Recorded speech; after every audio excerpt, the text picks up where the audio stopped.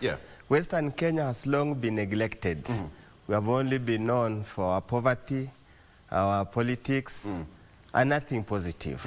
And I think it's time for awakening. Yes. That people realize there's so much potential in the entire Western Kenya. That's LREB. Yes. Yes. So much. You see, the first governors didn't do much.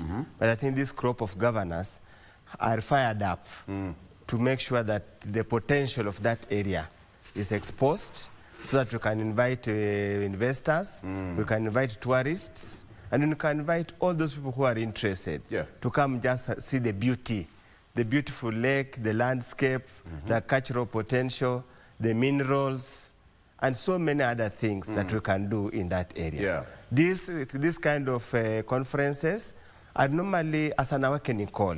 And I want to urge all the governors in the region to single out, pick out what are the competitive advantage and showcase them to the people of Kenya, people of the world, so that we can start having, foreign investment inflows so that we can improve the welfare of our people. When you look at it, Mheshimiwa, because somebody said that the first governors learned on the job. They didn't have that textbook. So they were learning as they were working. This depends on how they interpreted devolution. And that was the beginning of establishment of devolution. And it was mixed with many issues. There was no clarity in terms of legislation, in terms of collaboration, in terms of development master plans for the counties, and being proactive the way we are now seeing the new generation of governors. I agree with Mheshimiwa here. But now where we are, 10 years down the line, it has become evidently clear that where efforts have been put in devolution at the grassroots level, results have been realized. And the governors who have been elected in the last election, most of them developed meaningful master plans for their counties. Yes. If we pick, for example, Homa Bay, we can see this is not the first time we are seeing activities in Homa Bay. This is the second one, actually. Headed by Gladys Wanga, very passionately, in terms of micro, small, medium enterprises, housing, infrastructure, and the blue economy, exploitation and mobilizing people. And more particularly, developing strong collaboration between the county and national government. And you can see the president is so passionate about what is happening in Homa Bay, and the governor is so passionate. And we can see that collaboration of the president and the governor in focusing on the specifics of that particular county. And I was excited to see the 7 women governors working together, regardless of political affiliations and the rest. And you can see it can reach a time that we can put aside political feelings and interest, and leaders can sit together around one table and focus and address the welfare of the people. So the international conference at Homa Bay will not go to West. And they have an advantage of a very versatile, hard-working governor who is able to build bridges with all the leaders without hurting anybody. That's also an encouragement to other women leaders who are aspiring to be governors. We don't need to transact bad politics all the time. Moi said, siasa mbaya, maisha mbaya. Yeah, but when we agree that we work and improve the welfare of the people, and we do it, which I also think the president has set an example that we can do politics without hate. After election, we can all work together and address the needs of the people, live as brothers and as friends. Very good. Yeah. What's on the front page of the People Daily, if you can see it from there, Mheshimiwa? People Daily? Yes. Raila's base soft on Ruto. Raila's base soft on Ruto. I think this is with relations to President William Ruto was in Homa Bay yesterday, and Nyanza residents who have been hostile to President yesterday gave him a red carpet welcome because of backing his rival's bid to for top Africa Union post. Yes, so on the front page, that is Raila's base soft on Ruto. Again, in pictures, he was there. There we have got legislators both from the national government and local administration. We have got Peter Kaluma there, that is for Homa Bay constituency, Gladys Wanga, and yes, the chief guest was the president. We have President William Ruto with Governor Gladys Wanga during the official opening of the Homa Bay County Second International Investment Conference at the Tomboy University yesterday. And the president said, let me quote, "When I campaigned and slept here in Homa Bay, I promised a government of national unity. And as I promised, you can see for yourself. Needless to belabor the point, the writing is here for all to see." That is what the president said during that time. And this is what we have on the front page. Again, Mheshimiwa Oundo, what do you make of this? It was expected anyway, because they were in Kampala the other day, and the following day they were in Homa Bay. So what do you make of this? Nobody has been hostile to anybody. Yeah. Nobody has been hostile to either Raila or to Ruto, because they're all Kenyans. Yeah. They're working for the people of Kenya.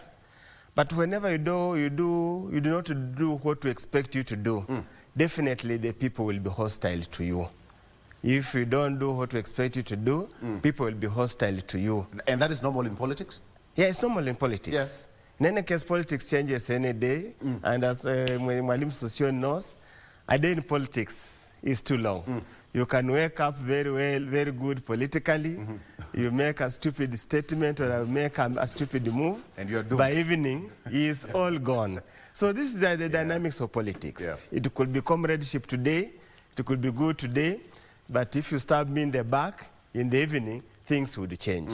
But generally, as people of Kenya, as we have always said, politics should not be a basis to divide us.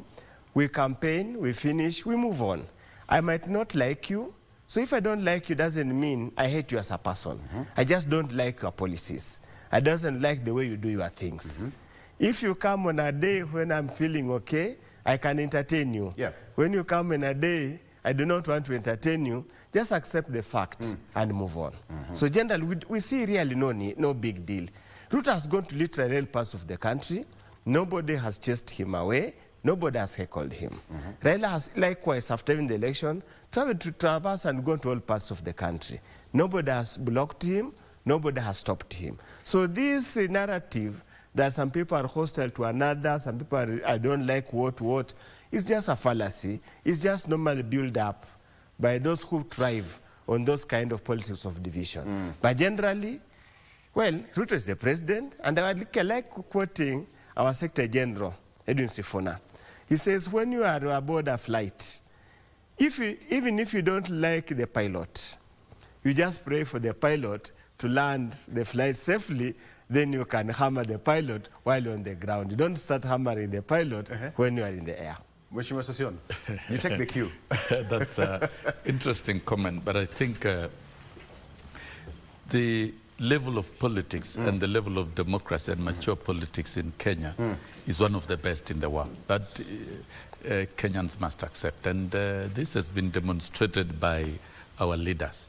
So the engagement between Raila Odinga and William Ruto is good news for the country. It gives an assurance of political stability and expansion of opportunities for the people of Kenya. Don't forget, Raila and Ruto have been political friends. We all campaigned, and in fact, Kenya Kwanza administration is basically a former ODM, because the who is who in Kenya Kwanza administration supported Raila Odinga in 2007 in his bid in ODM. We were all there together. We are friends and we know ourselves very well. So it really wasn't, it doesn't surprise anybody. It was just a matter of time. Raila Odinga being a mature and seasoned politician, and William Ruto being an experienced and a gifted politician. The two will always know working together is better for the country, putting the people together is better for the country, and I think this has been demonstrated with a lot of ease. And when you see the people of Homa Bay responding, it is not only the people of Homa Bay, it's the people of Kenya, it's all of them. People want peace, and people are happy when leaders work together. And the other bit, the commitment of William Ruto, the president, to support Raila Odinga for the AU Commission, which is a very important position, very critical and influential position, is good for the country. It's actually expanding the horizon of influence of the people of Kenya to make a contribution to the continent through Raila Odinga, which is good. All right. And I would say, the Bible says, in my Father's house, there is room enough for all of us. But when you accept to live in peace and agree politically, there is room for everyone. All right. And on that note, there will be plenty for all of us. So I think there is this is good leadership for this country and democracy. The same way in our Father's house, enough room for everyone, Mheshimiwa. Yes. The same way on GMK, we have got enough time for all of us to discuss much more after this break. Break to Rudy. We'll be right back. Mheshimiwa Mwenda Gatai is in studio joining me shortly after this. A lot more to unpack. Stay with us. Good morning.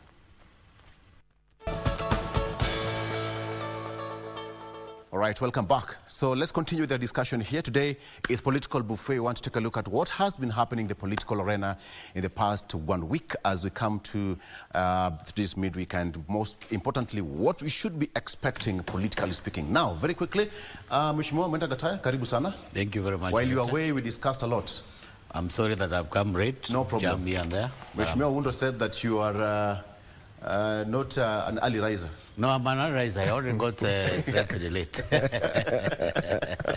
Karibu sana. Thank you. All right, so we are just taking a look at what we have on the front page of the local dailies. Very quickly, I'll give you a minute to talk about this. Raila's base soft on Ruto. Of course, this is Nyanza residents who have been hostile to President. Yesterday gave him a red carpet kind of welcome because of his backing to his rival's bid for top Africa union post. What do you make of this headline? In 1 minute, kindly. But basically, that is what we want as Kenyans. We want peace in this country. Why do we have to have some agreement?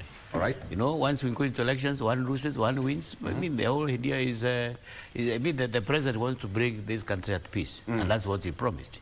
Everybody is on board. It's a win-win situation. Election, maliza, tuendele. Yeah, of course. Very good. Yeah, and that's why you see Kenya has always been peaceful. We have not had the issues to do with where people lose and go into the bush to fight. Yeah. All right. Yeah. Mheshimiwa Sossion, front page of the Standard newspaper, Ruto Raila power plan. This is what you have here. Raila received a delegation yesterday. The president and his newfound ally were in Uganda to seek President Yoweri Museveni's hand and nod on their quest for the AU Commission top seat on Monday. Hardly had Kenyans absorbed it than Ruto said in Homa Bay yesterday that it is all systems go in push to get Raila to Addis Ababa. That is what you have here. And gentlemen, I'll give you a picture, of course, not so clear, but I'll give you a picture very shortly on what happened. According to the Standard here, there was, number one, secret meeting between Raila and former Nigerian President Olusegun Obasanjo, but the compromise on Raila's exit strategy, number one. Number two, Raila and Ruto are on a charm offensive mission to have region field one candidate to avoid previous frustrations. And lastly, gender CS Aisha Juma yesterday visited Raila to brief him on the progressive report on the 2/3 gender rule. That is what is here on the picture. Let me start with you, Mheshimiwa Sossion, as you got the other side. Very quickly on this one. On that picture, Aisha Juma breathing Raila Odinga. Yes, and on the front page as well. It's very clear that the country is now united. Yes. And the unity of the country begins with leaders. And so the detailed engagement between President William Ruto and Raila Odinga is a good thing. And therefore, being a seasoned leader in this country, Raila Odinga needs to be briefed on the political intentions of the country and even of government, like the 2/3 gender rule. It will go to parliament. He has a coalition that he leads, and he needs to be briefed about the same so that good issues can be supported across board without fighting. And therefore, we should not read too much questions that when leaders are disagreeing, it's a good thing in the country. We must put aside certain things at time and work in agreement and in harmony. Yeah. And getting into the details, we've seen these engagements are not about Kenya. These engagements are about the interest of East Africa in the AU. These engagements are about the future of Africa. President William Ruto has been very candid about the policy shift of the continent as a free trade area and preservation, processing of our minerals within the continent. So that is value addition and strengthening our economy, and also our relationship with the financial institution, the interest rates, and many things. He cannot do it from State House Nairobi. Yeah. Somebody has to do it at AU office. And the best person for that matter, who has a correct political experience, both locally and internationally, is Raila Amolo Odinga. Having been the high representative in infrastructure at the AU level, he has the right credentials. And therefore, President William Ruto taking it upon himself to approve the candidature of Raila Odinga on behalf of the government of the Republic of Kenya and on behalf of the people of Kenya is an indicator of confidence. And sitting with the regional leaders like Museveni, we've seen they visited Museveni at his own home, looking after cows. And you see, that's an African way of engaging. Going to meet an old man at home to consult and to agree, and you can see the humility of all the three leaders. Yeah. And it's a good thing. It's a good sign for East Africa. And it's a good sign for Africa that leaders can come together. Absolutely. There is nothing greater than that. And therefore, if President William Ruto and Raila Odinga are engaging to transform the political and economic landscape of the continent at their time, when God gives them that opportunity, then it's a good thing. It's all of us. It's something that all of us should be able to support. Mheshimiwa Senator. Yes. Quote unquote handshake. Quote unquote handshake. Ruto gets warm reception in Raila Nyanza bastion after quote unquote handshake. I don't want to take that route of the handshake. Yes. But of course, Raila's candidature is above Azimio and Kenya Kwanza. It's above Kenya. This is an East African push. You know, we are not supposed even to see it from the local politics. We are supposed to look at it at what we are getting as East Africa, what we are getting as a country. And, you know, in Kenya, we are too much into these local politics, the handshake and these perceptions here and there.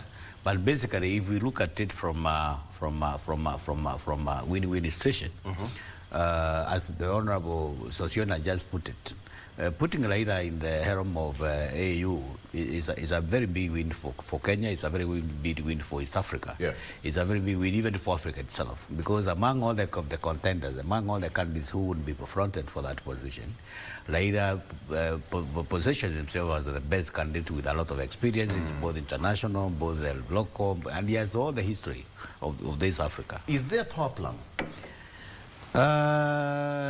One would say yes or one would say no, but basically let's interrogate that process where Raila gets the chairmanship of AU in Africa. All right. Then we can manage our local politics just after that. Perhaps the best person to ask this is Mheshimiwa Undo. Is there a power plan? You know, secret meetings, pale kwa kona, you may attend. Is there something that we don't know? I want to join my colleagues to tell the Kenyans that let's not read too much into the current happenings. Raila expressed his interest to become the EU chair. Right. And he cannot get the EU chair until his own country, until whoever is the current president of the Republic of Kenya gives him that endorsement. Nominates him. Yes. Right. And I wouldn't imagine that a sitting president will frustrate a fellow Kenyan who wants to become, who wants to take a global position or a position in Africa. It's natural. It will look so bad, it will look so demeaning.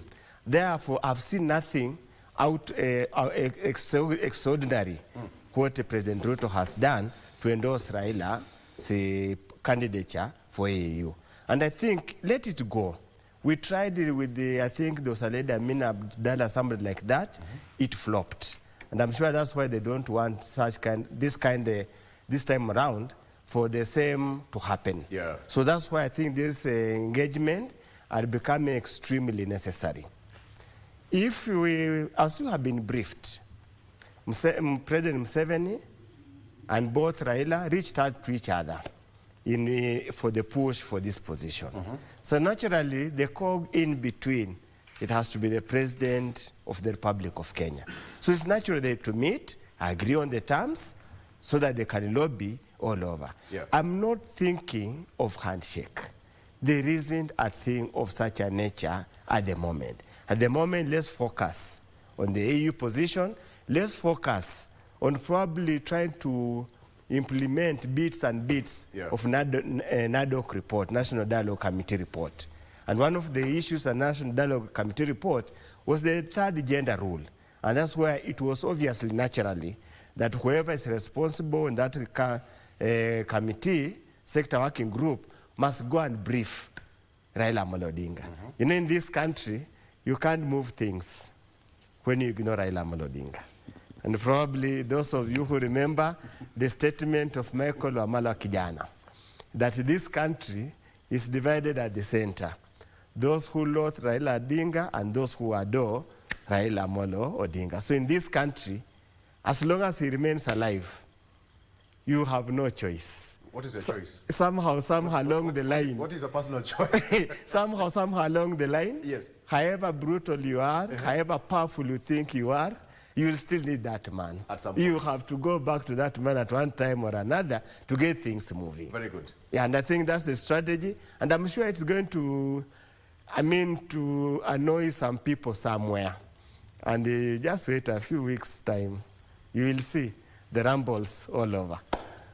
Mheshimiwa Uno, we need to have a conversation with someone. What are the What happened?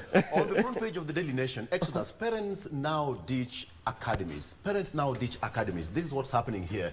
Bungoma Public School has received 300 new learners since January.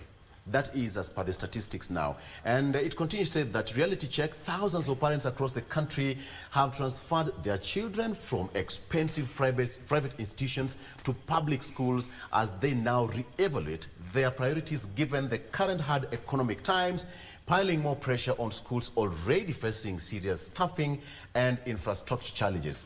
This is the front page of the Daily Nation. Again, on the front page, the two gentlemen, this was a picture that was taken in Uganda. Friends again, question Ruto, Raila, and power of a picture. We'll take a look at that later on in our discussion that's going to be forming this discussion later on. But gentlemen, we all know the education system is facing a lot of problems right now. Is it a problem or a transition? Mheshimiwa Sosion, you probably might be so well versed with this. And is it so shocking? Was it expected, or is it just normal, the exodus? Not just so vast, Right. but deeply vast. Deeply vast. Yes. I stand corrected. Yeah. Good. This was expected. You know why parents have been taking children to academies? No?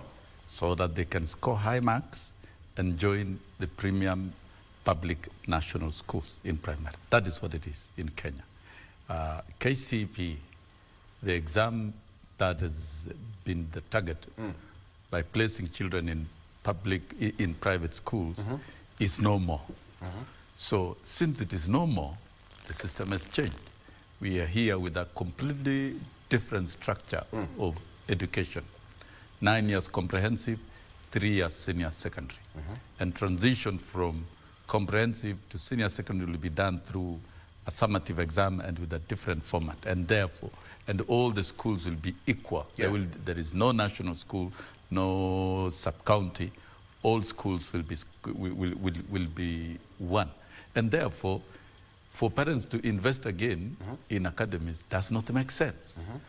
And over time, the efforts of improving quality of our public schools over the years through free learning and funding from CDF through members of parliament has given significant impact. In fact, there is now value in terms of education outcomes in our public schools. And that is what we fought for over the years. Yeah. And you see, if you look at the constituencies, you were seeing the other day in Dindi Nyoro in Kiharu constituency with the facelifting of infrastructure of public primary schools, and Elimubora, where parents can only pay 1,000 shillings for day secondary schools, dignifying day secondary schools. So it has reached a time. Then if those resources from government have been put together and the quality of our public schools has been enhanced, then what is the need of taking children to academies? To me, I'm seeing a good future in this country, and I admire members of parliament. You've done a great job with CDF to dignify infrastructure of public schools. And beyond infrastructure, you've given it administrative attention and support to the public school. Because education is a public good, it's a fundamental human right that must be provided by the state, and that all children must enjoy equal opportunities. We cannot have some enjoying extra services through because they have money in private schools and others condemned in public schools. So that is an indicator of significant improvement of the quality outcomes in our public schools. What is the projection? Something 5 good years, 10 years from now?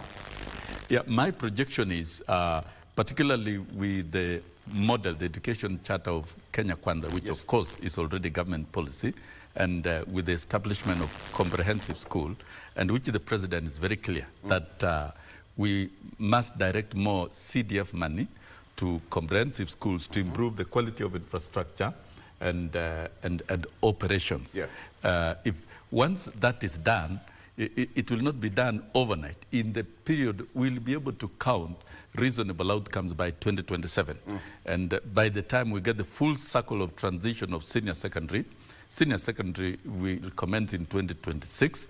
And so by 2029, we'll have the full circle of the basic education working properly. And by 2029, the impact of directing CDF deliberately to improve the quality of infrastructure and services in schools shall have accumulated its effect in all the schools. So by 2030, which is of course the framework of SDG 4, by 2030, there should be equitable delivery of equitable quality education for all children, actually all boys and girls. So really, we are well within the international framework of SDG as a country. To me, that is the greatest news. It is not about parents getting broke. All right, gentlemen, you'll have to agree with me. How to be a bias because of his background, from that we get the root cause and more in-depth analysis. We can also give in some insights here and there. Exactly, No, but then we were in class, literally in class. But then look at it this way, Mheshimiwa Senator. This also calls for a political goodwill. You know, getting the CDF, I know it's not your function, Mheshimiwa Undo. This calls for a political goodwill, having to support public primary schools. Then it means that even the government is now training more teachers and, you know... As employing more teachers. Exactly. So it means it calls for a political goodwill, employing more getting more teachers, improving schools and more infrastructure. But what do you think, Mheshimiwa Senator? You know, for the record, I don't know, this is just within your view, because for the last, I think, 1 year, the current government has put in place some very serious structures, especially on education. I remember, I think the first lot, the government has employed over 50,000 teachers. 56,000. 56,000. So I think that's an indication that this government is trying to make sure that we have these structures in place. You know, for very many years we have been producing parrot learners.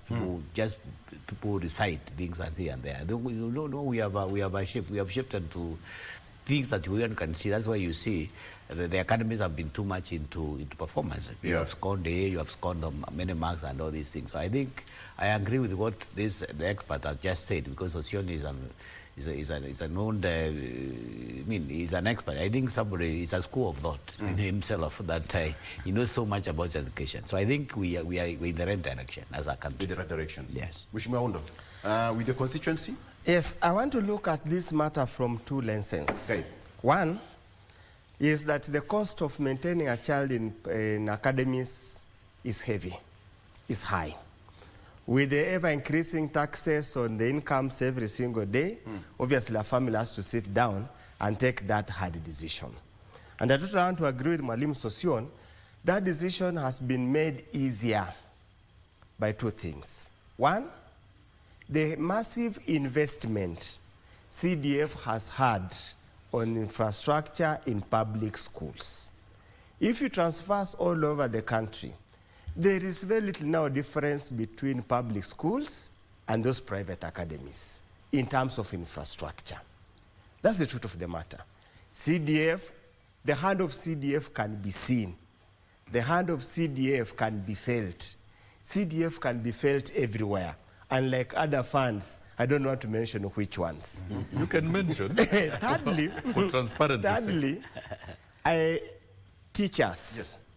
Many teachers who are in private schools and academies, when the government started employing teachers, many of them left to go and get employed by TSC for simple reason there is a security of job, security of tenure. So you do find that most of these private schools and private academies do not have qualified teachers. That's the fact of the matter. All the teachers, any teacher, I can tell you, ask him whether he wants to be employed by TSC or remain in a private school, he will take the TSC employment any given hour, any given day. So because of that, the tide has shifted now towards public schools, and also now with the end of KCP, where the cutthroat marks became the order of the day, now parents can relax. And most also tellingly, if you look at the new university funding structure, the new university funding structure seems to disadvantage kids from academies and private schools. And that's why you find probably somebody will look at the future. If I keep my kid in a private school, the score, when he applies for funding at the university level, I will be put in a certain category. They will look at his history, and then the amount of funding will be commensurately lower. So any parent who is looking in the future will definitely now say, let me leave my kid at the same level like the rest, so that when they are assessing, they are assessed at the same level. Very good. So I think we must equalize. Education should be an equalizer. Yeah. Perfect. It matters whether you went to an academy, you went to a public school, you must have the same level ability, the same chances in life. This trend is commendable, and we must continue to invest in our public schools heavily. Thank you so much. Gentlemen, I want us to come back home and take a look at this photo. This is a photo that has made many people talking. Nobody expected this to happen. Nobody saw it coming. The three wise men. I want us to take a look at this photo keenly, and most importantly, this one. Mheshimiwa Undu, now that your voice is still warm, when you saw this photo, what ran through your mind, but in relation to the quest to have the AU position back home, right at our doorstep? Two things ran through my mind. That President Ruto was discharging his duty as the head of state, head of government of the Republic of Kenya. He's duty bound to support any Kenyan who expresses an interest in any international assignment. As the Americans would say, I might not like you as the president, but I'll support you any decision that you make as a president that affects foreign policy. That's the mentality we should have in this country. Secondly, when I saw that picture, I told, and which I always tell my political friends, followers, or supporters, and probably we need to quote Senator Mandago when he was governor. Do not put politics in the stomach. Put it in the lungs or where you can breathe it out anytime. There's no enmity in politics. We'll disagree today because my expectation and yours have not been met, but there's no enmity in politics. That's a matter we must hammer in the people of Kenya, that you do not have to oppose my position at all time simply because I'm a Raila follower or a Ruto follower. And this message should go directly to the floor of our House in Parliament. And this message should sink hard into the mind of the leadership of majority party in Parliament. That when we are legislating, it's not about Kenya Kwanza versus Azimio. It's about this country. This picture must send them a very strong message. There is no enmity in politics. We are all, but most importantly, serving the people of Kenya. Senator, based on the body language, the eye contact, the closeness, the proximity of the two gentlemen, the attention, if you look at this picture, again, in as far as the campaign for the AU position is concerned, what do you read? I think I'll have to go back to what I told you earlier, and I told you that Raila's candidature is above, Azimio is above Kenya Kwanza, it's above Kenya, it's an East African slot. And I'm happy with His Excellency the President of this Republic, because he has just gone out to make sure that we have this seat for Raila Odinga. Yes. And it's a clear message to everybody who would want to hear, who would want to listen, that our democracy is maturing. We are coming of age, because I am a student of history. I know of some few things here and there in this country, that we are not extremists. Once we go into elections, one wins, one loses. At the end of the day, people sit down and talk as Kenyans. This is a very, very, very positive message for those of us who are in politics, for those of us who are in Azimio, for those of us who are in Kenya Kwanza, that this country is heading to the right direction. I'm happy as a politician, as a senator, because I don't think whether we need chaos in this country.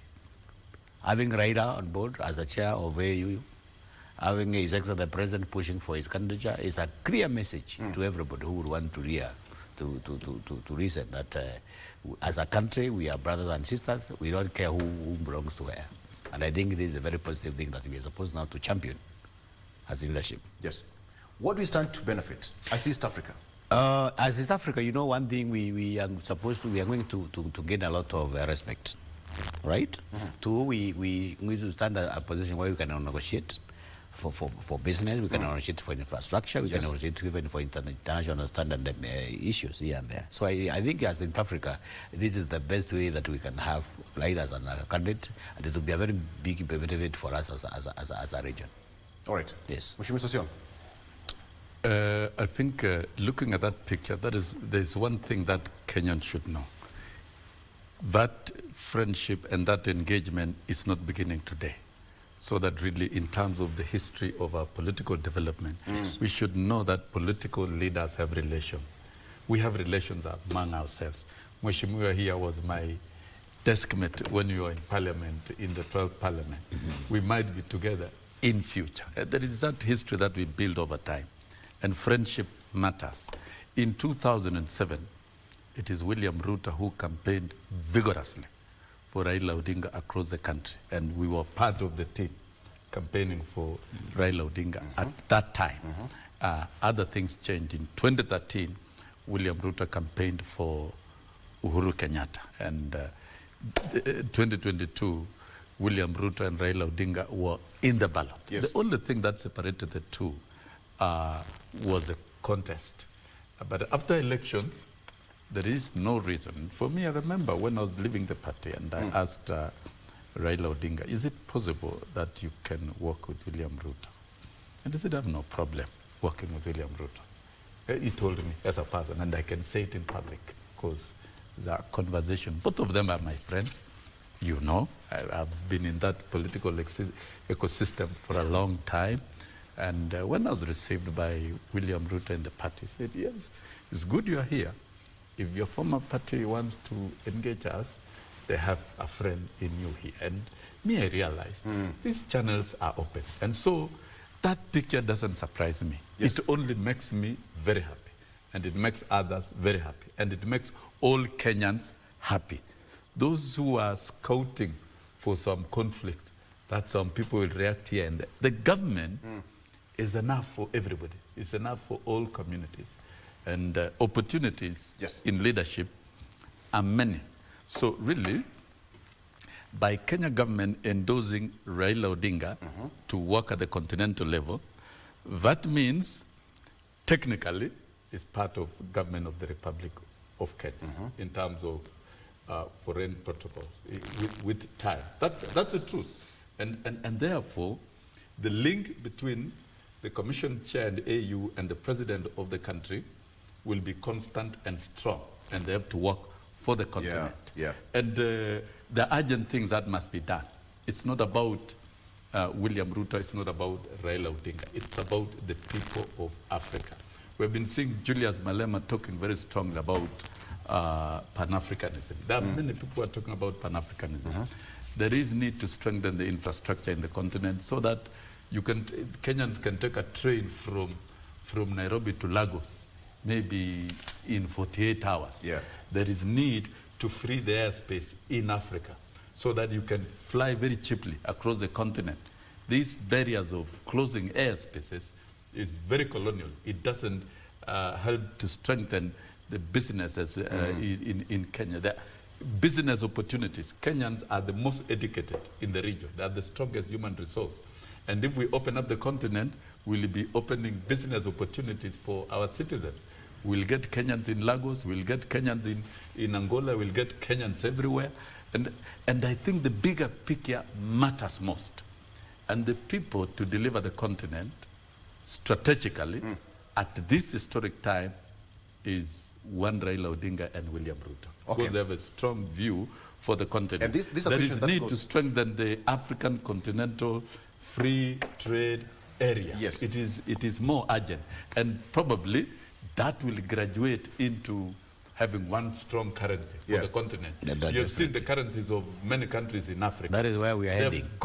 They've gone down by about 400%. But the question is, And- gentlemen, and- do we have a choice as East Africa? But if we have one currency, Uh-huh. one currency for the continent, we'll be able to manage the effects of other currencies like the dollar, and will protect all people in the continent uniformly. East African community as an economic bloc has greatly matured. Okay. You can Boris. walk to Kampala, own property. You can walk to Tanzania. There's 3 movements of goods and people.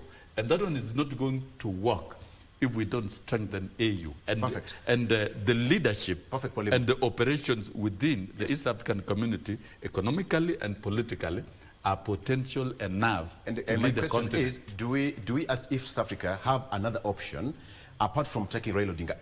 As East Africa, we've not had this position before. So, Senator, do we have an option apart from Raila Odinga to take up the mantle? Currently, I don't think whether there is anybody who measures the candidature of Raila Odinga. We have already said it so. We have already talked. Actually, if you look at the history of Raila Odinga in this region, it cuts across so many other personalities that one would think of. So I think Raila's candidature is the best. Actually, in Africa, not even in South Africa. In East Africa. Yeah. Look at it this way, continentally speaking, he's had that position at the African Union. Yes. So when you bring it back home, as Africa, other parts of the region have had that position before. So it's most likely to come to East Africa. Let me ask you, Mheshimiwa, before I forget, are you going to remain orphans in Azimio with Raila's exit? There's been a lot of talk. You see, that's what surprises me with the Kenya Kwanza guys. You see, when they go on making noise in villages, in funerals, there are no votes for EU chairmen in funerals, in villages here. They are in Addis Ababa and heads of states all over. So when you go over gloating in the villages, how we are going to become orphans, how Ruto will have a free pass in 2027, then again, it shows how the lack of understanding, the lack of exposure at diplomatic international level. We're not going to remain orphans. ODM, let me speak for ODM. Right. Because I'm an ODM member. ODM is an ideology. ODM is an ideology. Railism is an ideology that will outlive Raila himself physically. So nobody's going to remain an orphan. It's an ideology that we have carried, it's a philosophy, it's a principle that we have carried, and that philosophy will still be carried.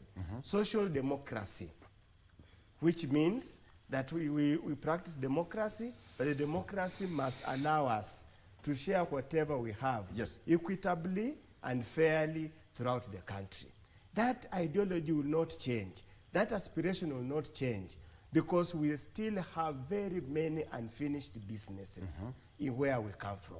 Those who think that we're going to remain orphan, those who think that many current MPs hang on Baba's court to get re-elected. Is that the case? Many think so. And the question I keep on asking, what also stops you from hanging on Baba's court even if you are independent or whichever party, and also get elected. And when you ask that question, they mute themselves. Why not come even the ODM nomination and defeat those who are there and get elected? There's nobody going to be an orphan. Each member of parliament is normally voted in or voted out on the basis of what they have done for the people. If you have done nothing, if you, for the 5 years you have not done anything tangible, even if you stood on Baba's head, nobody will re-elect you. Even for us in Busia, we had 7 constituencies, 5 were elected on ODM, 1 was elected independent, 1 was elected on UDA. And in both of the 2 constituencies, they did not elect an ODM person. We had very strong ODM candidates, but the people felt they were not the right candidate for those seats. Yeah. So this narrative that anybody is going to remain, even Victor, in Luo Nyanza, Victor, there is something that listen, even in Luo Nyanza, you have those MPs who are not in ODM party and are in parliament. So let's get out of this narrative that are going to be orphans, they're going to be what. In any case, Baba remains Baba. Your father remains your father. Victor,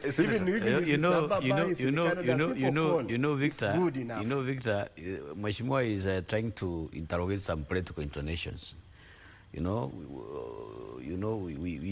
Kenya is a very, very spacious democracy. For those of us who really want to refer to what Kenya does as a country, especially on those political circles. Yes.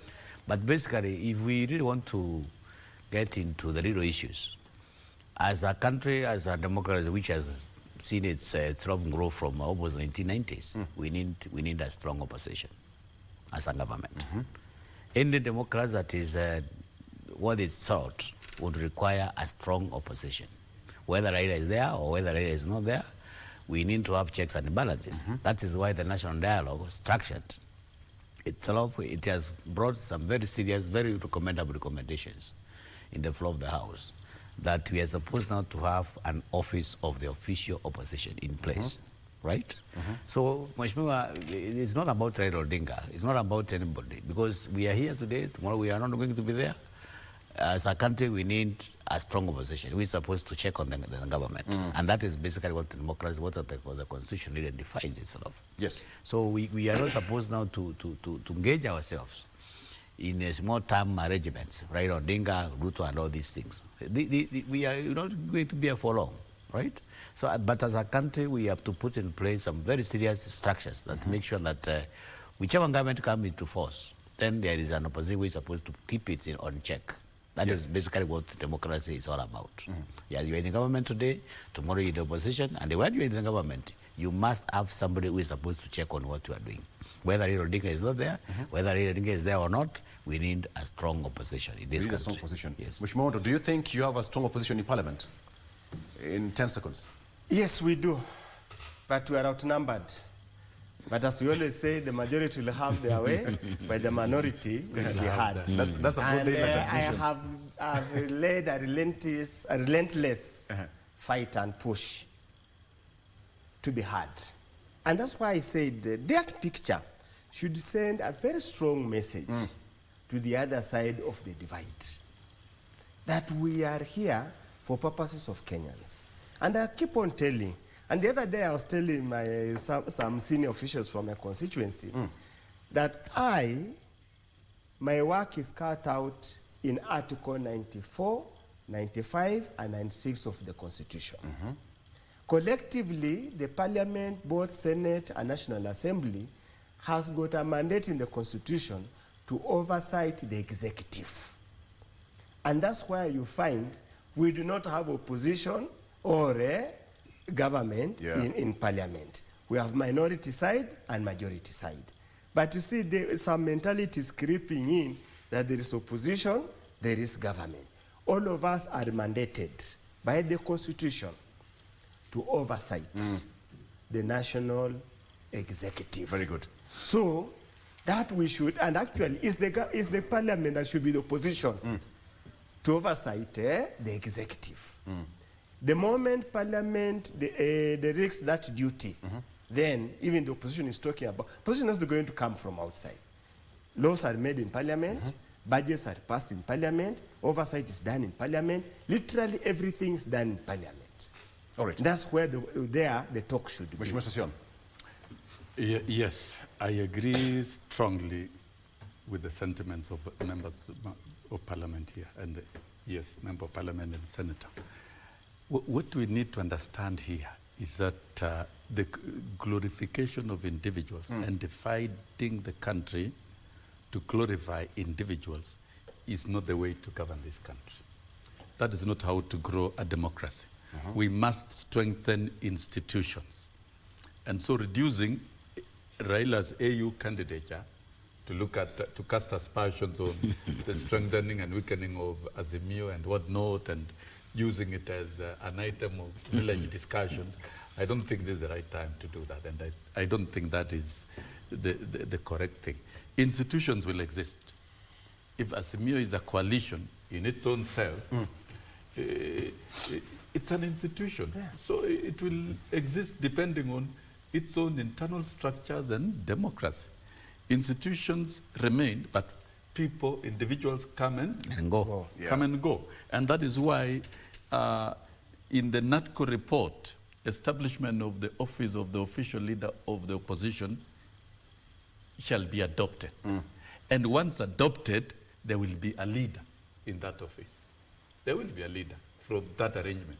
So that is another space, another position that is coming up.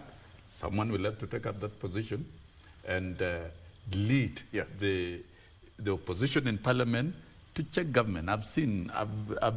We've been working as unions with labor unions of the UK, and I've hosted shadow ministers of labor in my office, going about the business of the opposition party. And it is sponsored by government of the UK, by the taxpayers, the people of the UK.